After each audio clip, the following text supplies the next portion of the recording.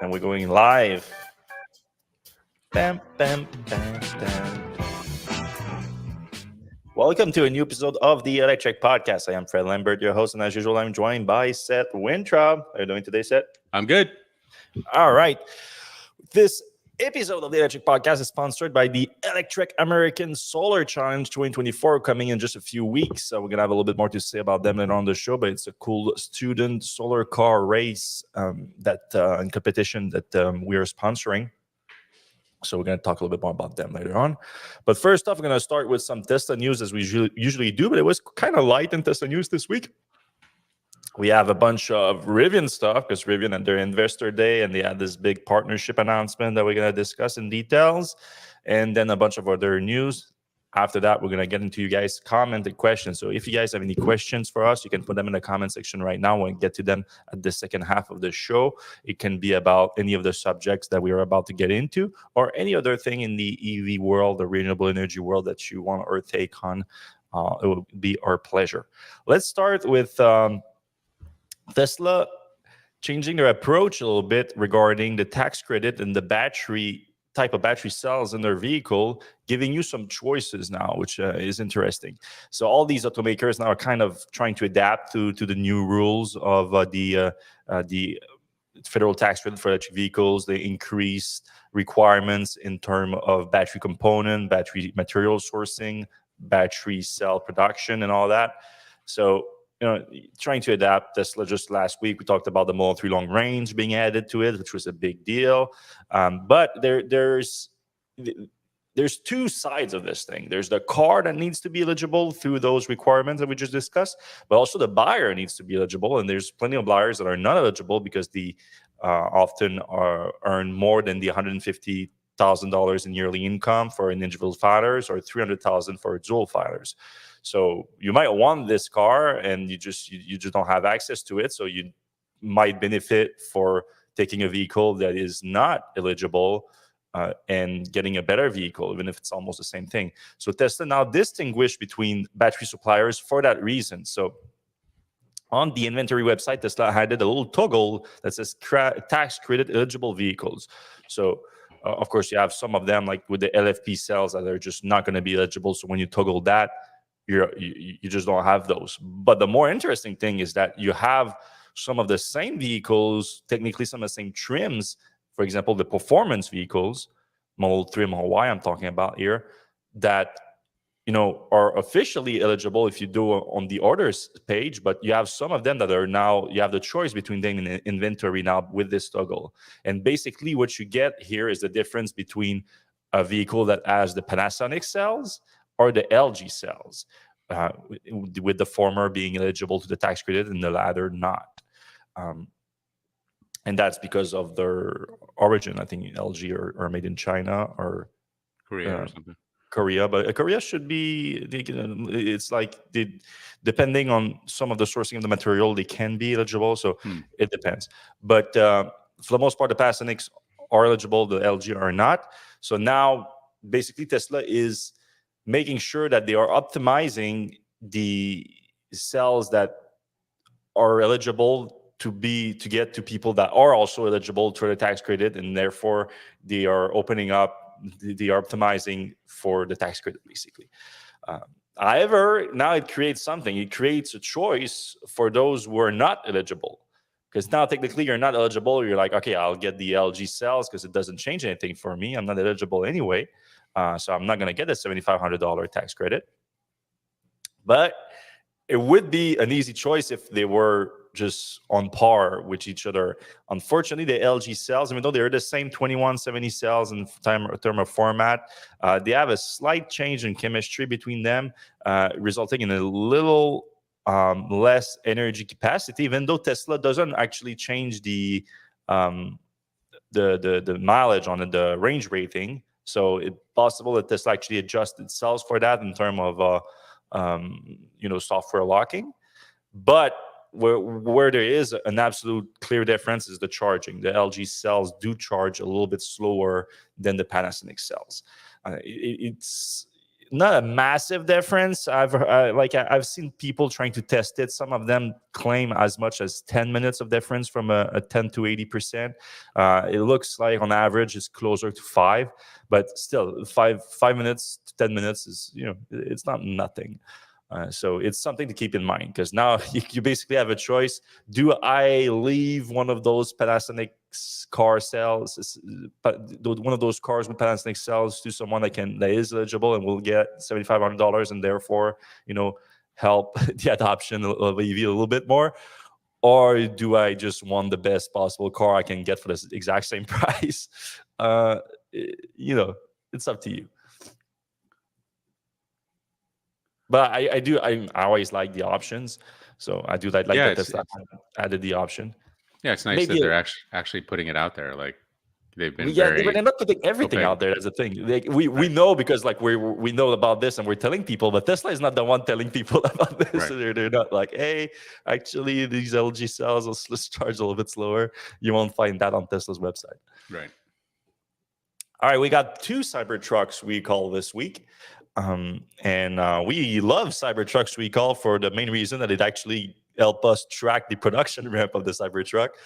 Tesla has been very opaque when it comes to that. They're not breaking down the deliveries and quarterlies. They are including the Cybertruck in with Model S and X cells now. It makes no sense. But yeah, last time that there was a recall, we learned that there were about 4,000 Cybertrucks out there in April. Now, in June, there are over 11,000 Cybertrucks. And we learned that through 2 different recalls. First of all, the trims around the bed of the vehicle have been known to fly off the car. We've seen a few reports on that on social media. And Tesla investigated it, and they found that the applique, they called it, around the vehicle are sometimes not properly, the adhesive is not properly fixed, and it can fly off, and that's a safety hazard for obvious reasons, and therefore it is a safety recall. Tesla will either replace or rework these parts. So this is actually a physical recall too. Tesla is obviously known for doing recalls that are just over-the-air software update. This is obviously not one of them. So next time you bring your car to the service center, they will check the applique around the trims of the bed to see if they need to be reworked or replaced. And it's going to be at no charge to the customer. So that's for all the Cybertrucks built until May 26, 2024, and that was 11,383 Cybertrucks. Now, at the same time, Tesla disclosed another recall, and it's something that we've anticipated for the last week, because last week we reported that there was a sales halt or delivery halt on the Cybertruck regarding a problem with the motor of the windshield wiper. And now Tesla has confirmed that the front windshield wiper controller may stop functioning due to electrical overstress to the gate driver component. So it's actually a problem with a supplier. They contacted the supplier, found the issues, and now they will replace on these trucks. It's a Valeo and a USI are the 2 suppliers involved. They will replace these motors on the Cybertrucks. All Cybertrucks built until June 6th, and that was 11,688. So you can see that Tesla kind of greatly slowed down the production of the Cybertruck between around the end of May and early June, probably because of these issues. They kind of slowed things down because they were trying to fix those issues, because that's just over 300 Cybertrucks built in the last between May 26th and June 6th.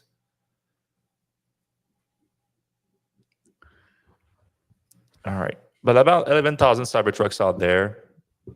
A little bit respectable, a little bit lower than I would have expected by now, to be honest. Probably closer to like 15, 20, but still not bad. All right, speaking of deliveries, people are trying to estimate where Tesla's deliveries are going to end up for the quarter, because this is a big deal. Tesla's slowdown in deliveries. The year-over-year reduction in deliveries last quarter affected the entire industry. Like a lot of the headlines that you see these days, just in Congress yesterday, there was this debate about it, that EV sales are slowing down and everything, and it's mainly Tesla sales have slowed down, and they are so important to the EV market that it's dragging down the entire market. And some other legacy automakers are using that to justify slowing down their EV efforts. So we want to see Tesla bounce back from this bad, and from these 206,000 deliveries they had in Q1.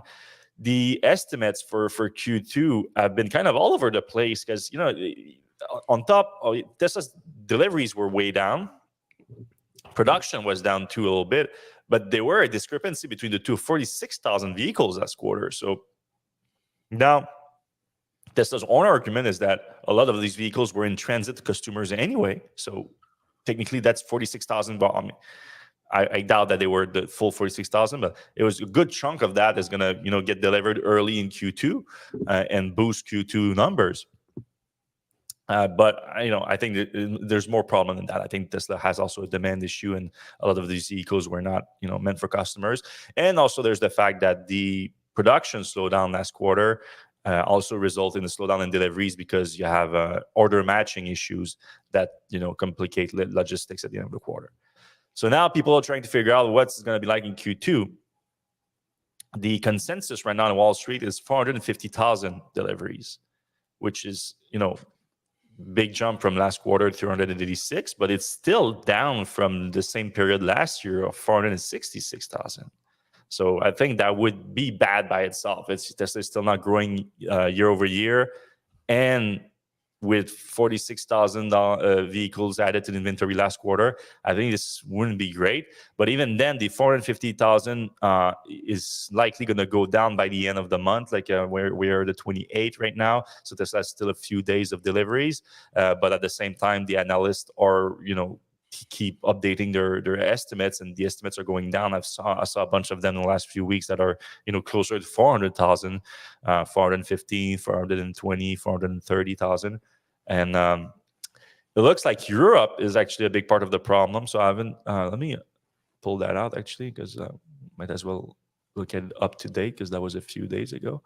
So this website is pretty cool. Here it tracks EV registration. So this is based on registration. It's not necessarily deliveries, but it's pretty good tracking normally. So you can see now, as of June 2024, we are at 103,000 Tesla registered in Europe. It's 15 countries in Europe that are being tracked, versus 163,000 at the same time last year.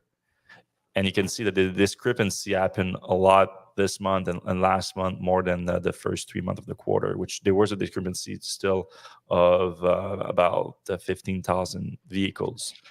Yeah, they were actually up for the first 2 months. Yeah, and then it switched a lot in May and in June. So this is a problem, unless Tesla has like a record like last few days of. I mean, this is always a few weeks behind, to be honest. So last few weeks of the month. Other than that, Europe is going to be not great, but we've seen some numbers coming in from China, and China looks not too bad. Tesla has implemented a lot of incentive in China in the last few months, including like 0% interest loans and all that. So that helped a lot, apparently, because registration numbers in China for Tesla right now are looking pretty good at the end of the quarter. So that should help. But Europe is also an important market, and there is the US too. That's always a big question mark. It's harder to track a little bit quarter to quarter. But the Model 3 long range getting the tax credit a few weeks ago, that should help the end of the quarter, obviously. So yeah, I really don't know. I think, like I said, I think even 450,000 I think would be not great. But anything less than like 430,000 or something like that, I think that would be really bad. Yeah. I mean, Tesla was supposed to get like 2 million vehicles this year. Yeah, they're really going to have to like really ramp up to catch up to that. Yeah, and how? Like, I don't really see how. Like, the Cybertruck can help a little bit, but like not. We saw like not much. Like, if Tesla can deliver, I don't know, 30,000 Cybertruck in the second half of the year, that would be great. And do they have room to drop prices anymore? I mean, the costs are going down, so technically yes, but not that much. Right. I think there's a silver bullet. There's the full self-driving. Like if they do have like meaningful improvement in that, it does make things a little bit more interesting. Like it does encourage people to buy, but it hasn't so far. So right. Oh yeah, we spotted that earlier today. is a Tesla Semi that had a LiDAR sensor, or a sensor array on top that looks like LiDARs. And I think I have a closer picture here. Yeah. Looked like LiDAR sensor that was spotted on the highway last week. The image were shared on Reddit today. And what's interesting about that is like Tesla has not really commented about autonomous or ADAS system in the Tesla Semi for years now. They were mention of it at the original unveiling back in 2017. Things about like the convoy mode that was cool, where the vehicle could track each other and reduce drag by like they could brake at the same time and all that. That was really cool. And that was basically the extent of it, other than Tesla saying that their autopilot system that's now on all vehicle produced is going to also be on the Tesla Semi. Other than that, there was in the Tesla Semi production unveiling in 2022, there was no mention whatsoever of autopilot or self-driving.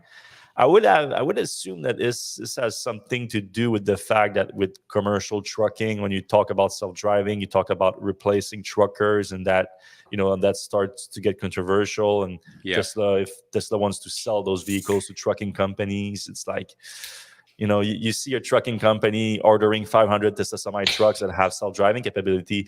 Your truckers might start looking somewhere else. Like, right. Not that I think that self-driving is that close, especially for trucking, because truck drivers do a little bit more than driving, to be honest. But anyway, I would assume it has something to do with that. Now, these LiDAR sensors, I don't think that Tesla is using these LiDAR sensors for self-driving itself, but normally Tesla use LiDARs for validation of their own sensor suite, which are now our cameras, and ground truthing. So this is likely what Tesla is doing now, which could indicate that Tesla is working on implementing some of its ADAS, autopilot, supervised self-driving stuff to the Tesla Semi, which is interesting. Yep.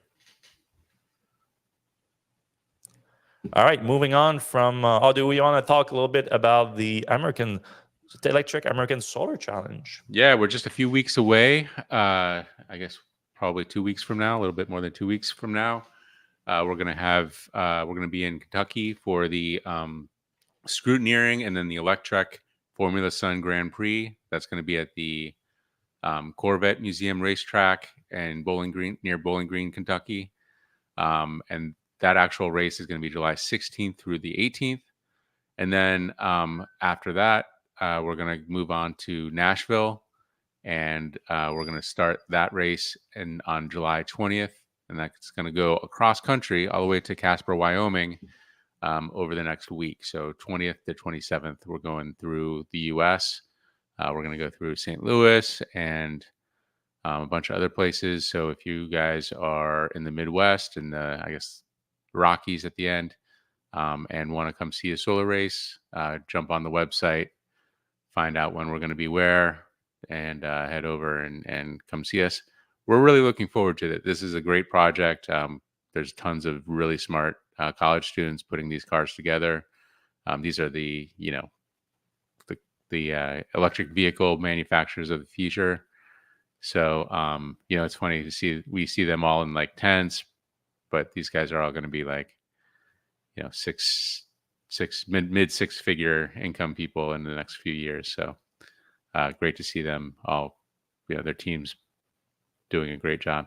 And these, by the way, these solar cars that you've probably seen before, go on regular roads and highways. They're not on some like off-beaten track. They're on roads. Yeah, it's pretty cool.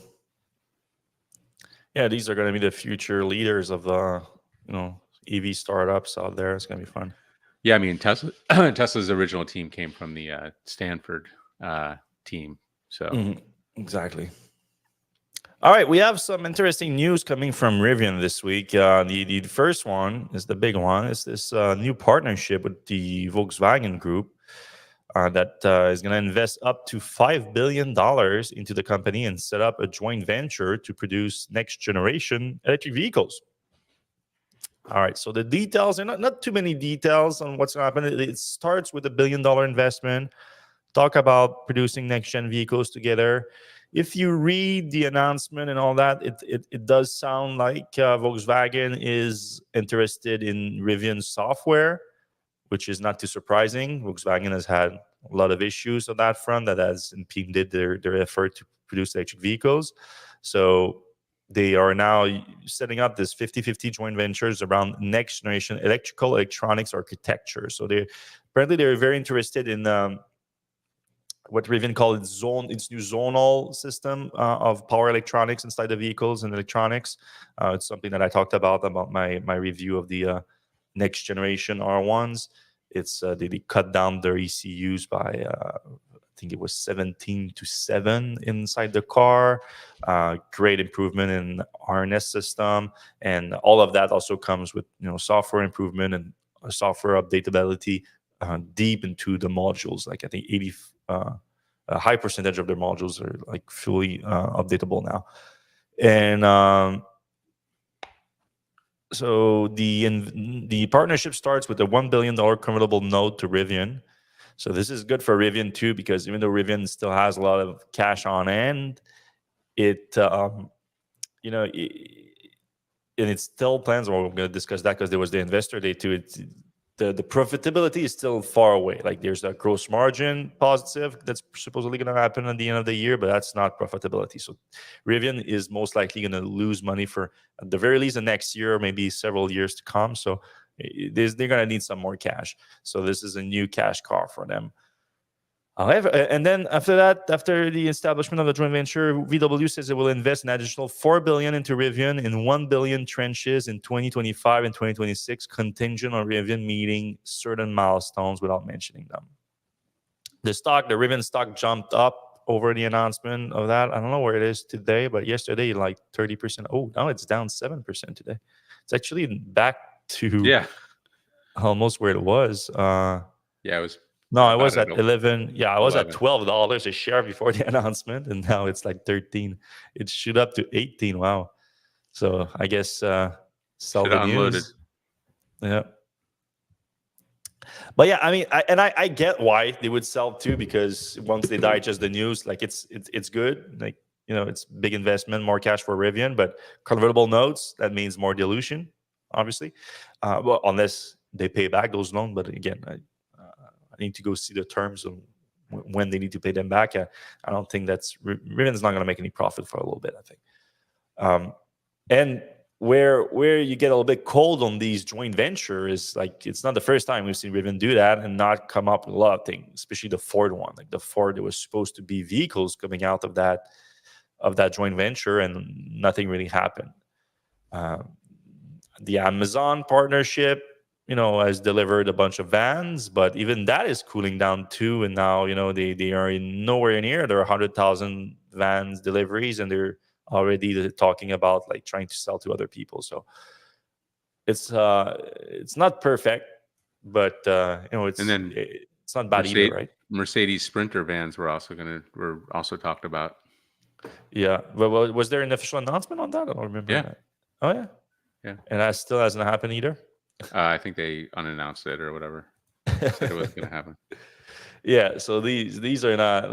But I think the more positive thing is like this is coming at a time where we know that Rivian is going to need some more money. So this is a way for them to get more money without having to beg anyone. Like they're actually doing some work for Volkswagen here that's going to use their technology. And this is good for Volkswagen too, because again, if they're talking about the electronics and the software, it is one area where they were lacking, and now they have a partner that's kind of their expertise. I mean, Rivian has invested heavily in software. They have the former head of Android at Intel now that's leading the effort. So they have a lot of talent there.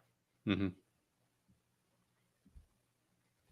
All right, then Rivian also had their investor day this week, and they sort of gave a little bit of a preview of Q2, which we knew was going to be. I guess this is also part of where the stock dropped a bit too, because we got the preview of Q2, which we knew was not going to be great because there was the factory shutdown to switch over to the next generation R1s.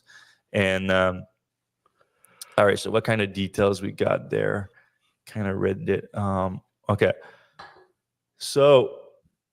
This is still Q1. All right, Q2, So these are expectation for Q2 because obviously the quarter is not even completely over, but they still have good idea what's going to be like with just a few days left. So they expect now production of 9,100 to 9,300 our vehicles in Q2. The delivery should be between 13,000 and 13,300, which is slightly down from the first quarter at 13,518, which is not bad considering the production shutdown. But Q1 was also down, so it's not ideal either.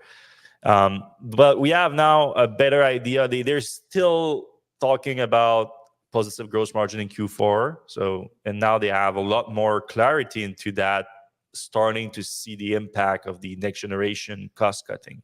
So some of the cost cutting they showed here. So they positive here, like not actually any numbers on it, but here you have the idea of what's the production roadmap is going to look like.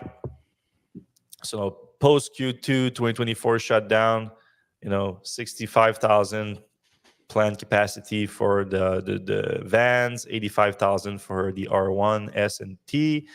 Now what they are looking at post that is with the launch of the R2. So same thing, 85, 65, but they plan to make 155,000 R2s out of that normal factory. So this is change of plan that they had, supposed to first come to the Georgia factory, but now going to come here first. And then Georgia, once it has the two lines up, it's going to be 400,000 R2s and R3s. What else? Oh yeah, they have this little roadmap here that shows some hidden vehicles. Yeah, one of those is kind of boxy. Others kind of look like cars. Mm-hmm. Interesting.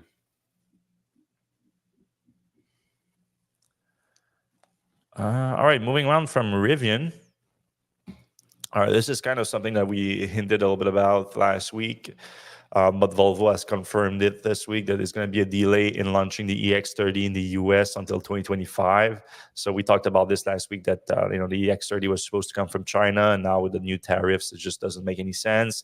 So Volvo shifted the idea to produce them out of Belgium, and but they said that last week, but it's not like we expected them to be able to turn this around like super quickly. You cannot just flip a switch and start producing a car at a different plant. So this is going to result in a delay in the launch in the US, but just until next year, so not too bad. I don't know if they said when in 2025. No, I don't think we have exact timing on 2025, but I wouldn't expect it early in 2025. Yeah, it sucks though, because people were expected to have them by now. They're all over Europe. Yeah, they're already doing like good numbers in Europe already. Yeah, and it's frustrating because when they did announce this, everybody was like, "Yeah, but they're never going to send many numbers to the U.S. because we're like the last priority," and here we are. Mm-hmm. And the EX. So the other problem is like they're saying, "Well, we're going to build this in Belgium." Like, why don't they just build it in South Carolina? Like, why do they need to build them in Europe to send them over here? They have a plant in South Carolina. Maybe that's why it's taking so long. Maybe that's part of their plan is to do kind of what Volkswagen did with Chattanooga. Mm-hmm. Built the first few in Europe and then moved it. Yeah, not impossible. Yep. All right, we have two more news items to discuss, and then we're going to jump into the comment section. So if we have plenty of times to discuss, you guys, whatever you want to discuss in the EV industry or things that we discussed today, you can put them in the comment section right now on YouTube, Facebook, LinkedIn, X. We are live everywhere. All right, Rimac. I don't know if we'll say Rimac, but there was a new brand launched this week called Verne. I think that's how you pronounce it, Verne.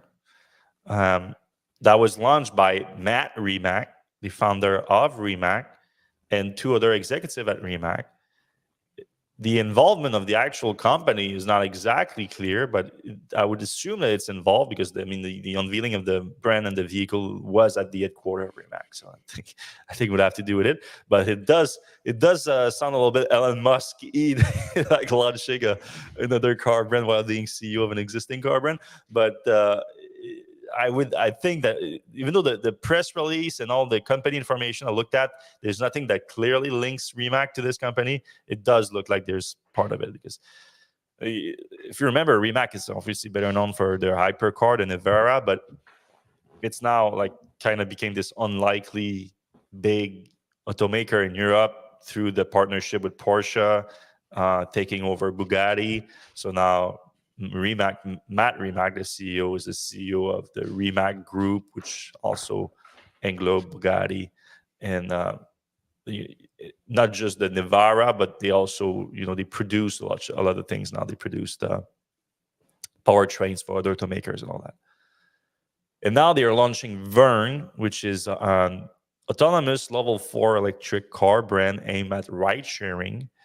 And they are not building their own autonomous driving technology. It's using Mobileye's level 4 autonomous system that is pretty advanced now.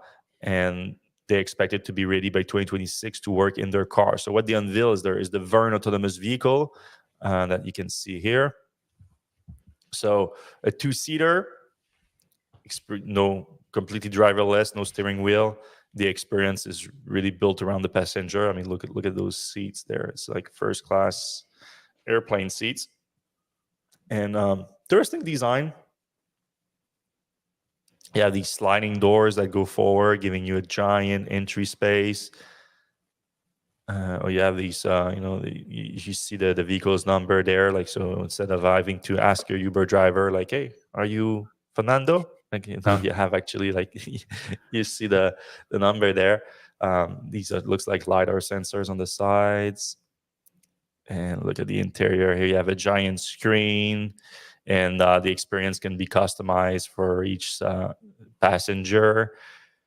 And yeah, a lot of the thing is around the brand, since again the autonomous driving technology is not, it's a completely different company. So the brand, the company itself is more about the vehicle. It's an electric vehicle. They haven't focused much on the specs of the electric vehicle, but it's going to be as presumably good enough to work as a ride-hailing system in cities. I think that's going to be the goal, because it is the level 4, so it's going to be limited on where it can drive. But they haven't talked too much about that. The service is expected to launch in Zagreb in Croatia, where Rimac is based, in 2026, and the company plans to expand to Europe and the Middle East. They already claim to have deals with 11 different cities around those regions, Europe and the Middle East.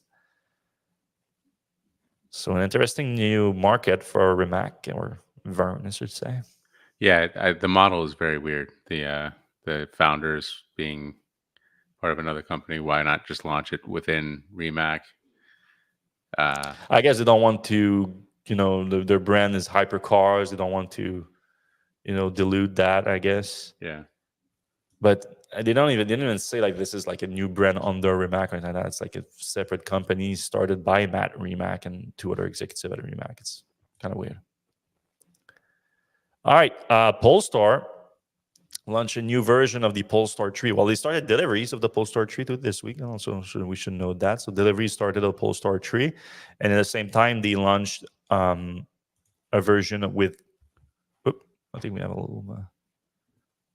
It's more than 11 kilowatt hour, the battery pack. A little typo here, but a new lower price Polestar 3 with a single motor. So new long range single motor Polestar 3, starting at $85,500, about 80,000 euros. It's right now only available in Europe, but it's going to come to North America and Australia later this year. It has the same 111 kilowatt hour battery pack for up to 404 miles of range, but that's on the WLTP, so you can expect a little bit slower than that.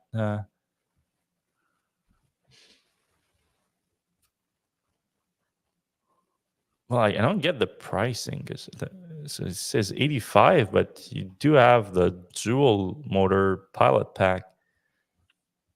at 73.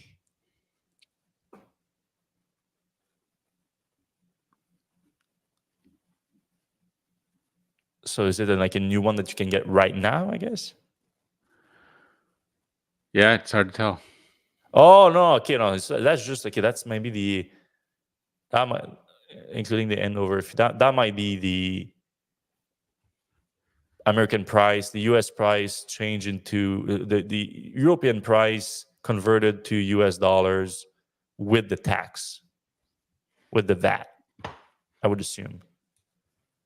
Because now the lowest price is now 73,400, which, Polestar, especially with the Polestar 3, Polestar 4, the main thing that people have complained about has been the price. Like, they are great cars, looked awesome, have great specs. They are priced at a pretty high premium, and it looks like people are just not willing to apply that premium to the Polestar brand. And Polestar brand kind of took a break for a while, and it came back with this strange launch as a all electric brand, but with the Polestar 1 being PHEVs. So they're trying to find their footing, and the Right. price is just a little bit high. But I think they have great cars. I think they look awesome. They have great spec. It's just the pricing is just hard to justify for some people right now. Yeah, and maybe the worst or the best competitor for Polestar is Volvo, like, because it's basically the same vehicle, cost less, like versus the Polestar 3. The Volvo EX90 has 3 rows, same drivetrain. It's like kind of a hard sell. Yeah, I agree. I do think it looks a little bit better. It does. I agree. I mean, it's a different look, a different aesthetic. Mm-hmm. All right, let's get into the comment section real quick. All right, Carl in San Diego is back. Rimac Robotaxi news is out of left field. That's kind of true. Some people don't qualify for the tax credits because their income is too low, and these tax credits are non-refundable. Retirees are sometimes in this situation, as are low-wage folks. That's a good point. I didn't think about that. Yeah. Solar California, ITC. though, in California, they have some great low-income people incentive now that I think go up to like $12,000 or not. Like, it's pretty wild in some regions. So if you're in California, at least you can look into that. Yeah. Solar ITC tax credits were allowed to spread across multiple years, but not EVs. Mm-hmm. So, yeah. All right, Dan Oberstay. Wonder if SCOTUS's overturning of Chevron deference. We talked about that in the Slack room a little bit, with, of course, Jamie chiming in with his eclectic opinions. Chevron deference will have impact on the EPA's ability to decide which vehicles' batteries qualify for the full tax credit. It's a lot of stuff happening.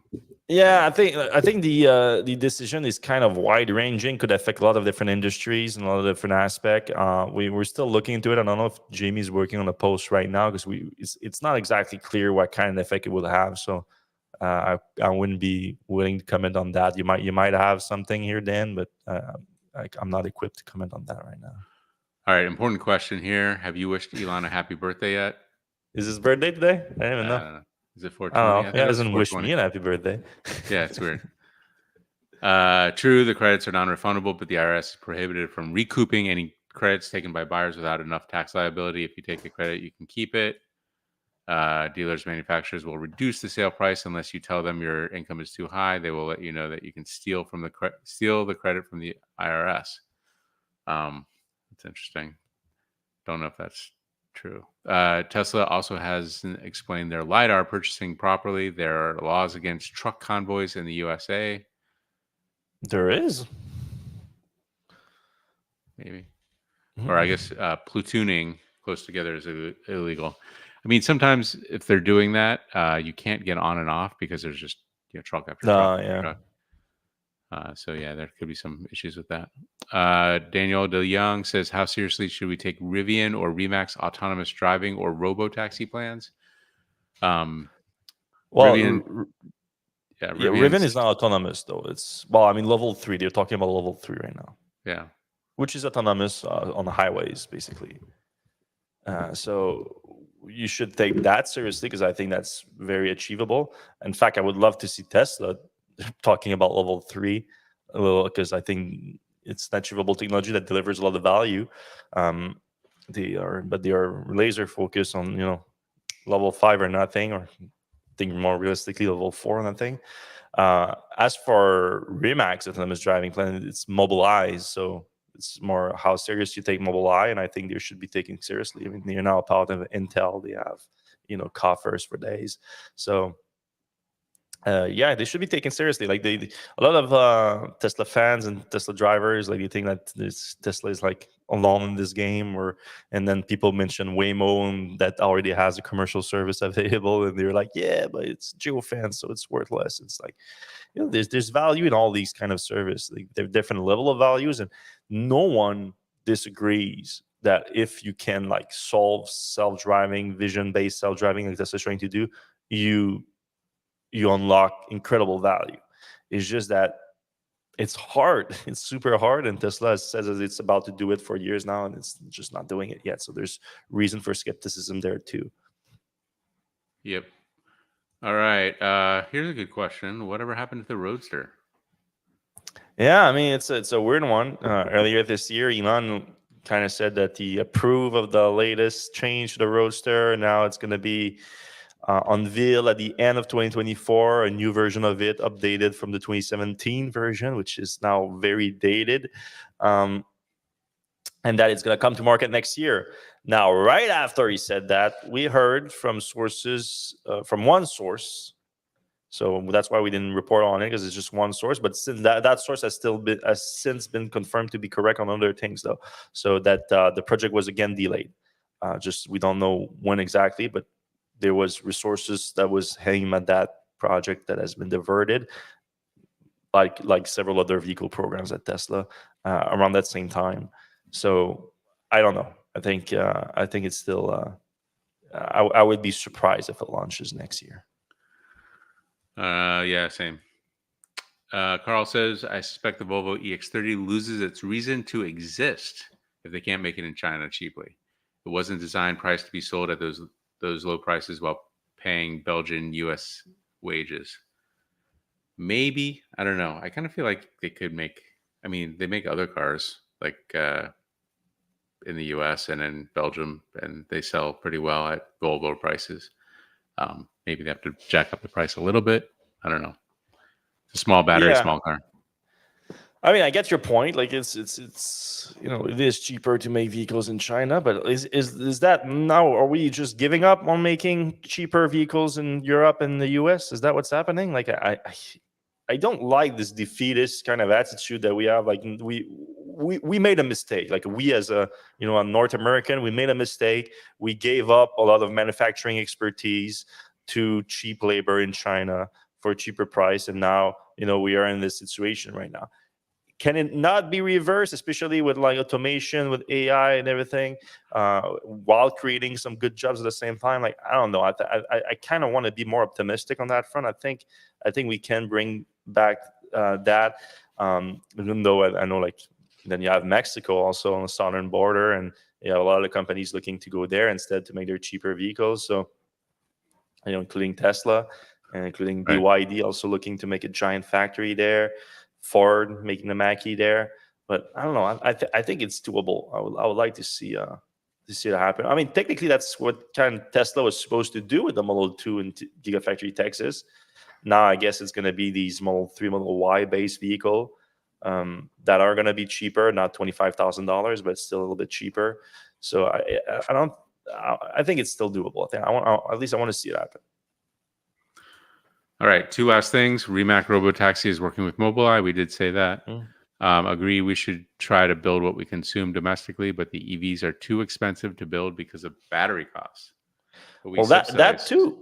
With that too, we can build here, I think, less expensively. It's just we have to build the supply chain for it. Like, the reason why China is dominating in batteries right now is that because they saw it coming and they built the entire supply chains for it from scratch, and we just don't have that in the US right now. But we are working on it. Like, there's a ton of projects here.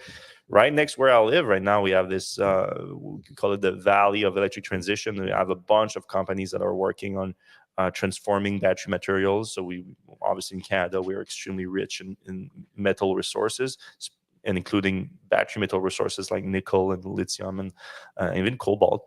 And we could extract it from here, we could transform it from here, and we could build a battery pack from here, and we could optimize the entire supply chains, uh, increase it to a higher volume, and then we have the possibility to be competitive, I think, with China long term. It's just doesn't happen fast. Like, it's just too big of an industry. It's mining, it's transformation, and it's high volume manufacturing. That's a lot.